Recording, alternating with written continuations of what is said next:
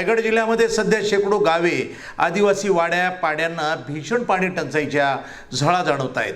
पाणी स्रोत अपुरा पडत असल्याने महिला वर्गाची पाण्यासाठी दाही दिशा अक्षरशः भटकंती सुरू आहे। पाण्यासाठी ठिकठिकाणी आंदोलनं केली जात आहेत। रोह्यातील कुंडलिका नदी परिसरालगतची तीरावरील उजव्या आणि डाव्या बाजूची 26 गावं पिण्याच्या पाण्यासाठी पराकुटीचा संघर्ष करत आहेत। पिण्याच्या पाण्यासाठी महिला आंदोलक आक्रमक झाल्या। महिला रणरागिणींनी पाणी पेटवलं। संतप्त महिलांनी प्रशासनाला जाब विचारला। आम्हाला पाण्यापासून वंचित ठेवण्यात आलं, याला जबाबदार कोण?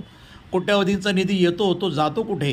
प्रशासनाकडे वारंवार अर्ज विनंत्या करून केराची टोपली दाखवली जाते। आम्हाला पाणी मिळेपर्यंत आम्ही आमचा लढा सुरूच ठेवू, भविष्यात हा लढा अधिक तीव्र करू असा इशारा संतप्त आंदोलक महिलांनी दिला आहे। रोहा MIDCतील रासायनिक सांडपाण्यानं कुंडलिका नदी दूषित झाली असल्यामुळं MIDCनं महाराष्ट्र जीवन प्राधिकरणाच्या साहाय्यानं 26 गावांसाठी पाणी पुरवठा योजना कार्यान्वित केली होती।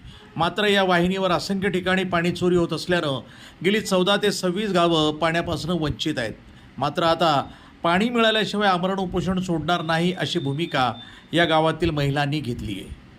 वर्ष होऊन गेली आमचा हा लढा चालू आहे आणि आता 26 गावातल्या सगळ्या बायकांनी मिळून ठरवलंय की आता हा लढा आम्ही अंतिम टप्प्यापर्यंत नेणार। आम्हाला आमरण उपोषणाला बसायची वेळ का आली आणि ही वेळ येण्यासाठी कोण जबाबदार आहे?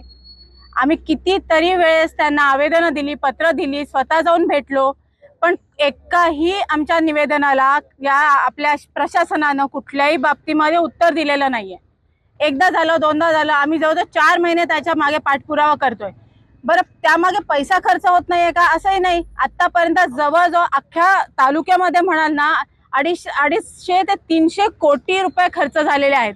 मग हे पैसे कोणाचे आहेत? हे आमच्या सर्वसामान्य जनतेचेच आहेत ना। आम्ही जो टॅक्स भरतो तोच टॅक्स इथे वापरला जातोय।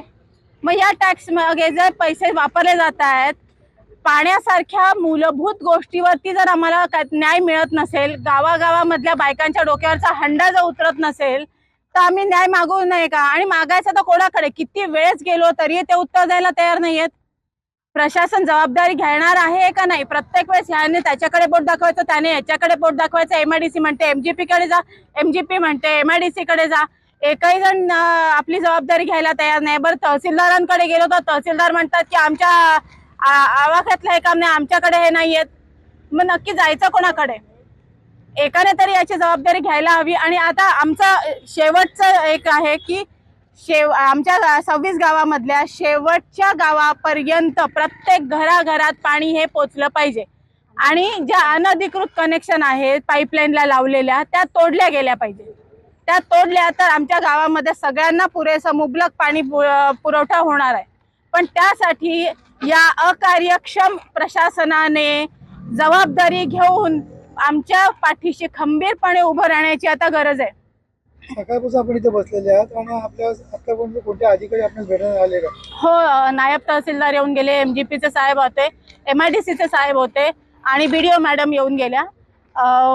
बघू आता, आम्ही त्यांच्या उत्तराची वाट बघतोय। आम्ही आमचं जे काही मागणं होतं ते त्यांच्या पुढे मांडलेलं आहे। जर का तुम्हाला आज न्याय भेटला नाही तर तुमचा हा लढा चालू राहील? हो, आमचं आमरण उपोषण तसंच चालू राहील। NTV news Marathi, Raigad.